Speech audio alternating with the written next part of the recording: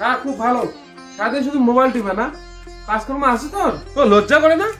বাপের হোটেলে বসে বসে খাস, পড়াশোনা তো সেরকম, মাথায় তো গোবর ভর্তি, রেজাল্ট কোনো ভালো করিস নি, কে তোকে চাকরি দিবে? হ্যাঁ, মাথার মধ্যে কোনো ব্রেন বুদ্ধি আছে তোর? কে চায় না পড়াশোনা করতে?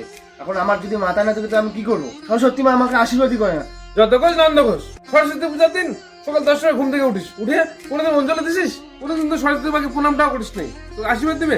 মাথা গোবর ছেড়ে কি থাকবে? আমি পারি পড়তে, সব পারি পড়তে। দে তো, এটা পড়ে শোনা তো আমাকে। না হরিয়া ম দয়কারে দে র আমের গয়াকারে গা ম গামলা। তুই তো পড়া ছিল তো। এ মা সরস্বতী, আমি কি কোনোদিনও পড়াশোনা করতে পারবো না? চোখ হলো বৎস, কে আপনি? আমি বিদ্যার দেবী সরস্বতী। না না না, আমি বিশ্বাস করি না। আপনি কে? আমার সাথে মজা করছেন? এই মূর্খ বালক, আমি বিদ্যার দেবী সরস্বতী। তাহলে আমাকে জ্ঞান বুদ্ধি দিয়ে ভরিয়ে দেন। তাহলে শোন, প্রতি বছর ভোরে উঠে স্নান করে আমাকে পুষ্পাঞ্জলি অর্পণ করবি, তাহলেই তুই জ্ঞান বুদ্ধি অর্জন করতে পারবি।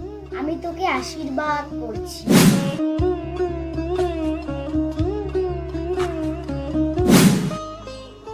জয় মা সরস্বতী। সরস্বতী মায়ের ভক্তরা ভিডিওটিকে লাইক করে চ্যানেলটি সাবস্ক্রাইব করো।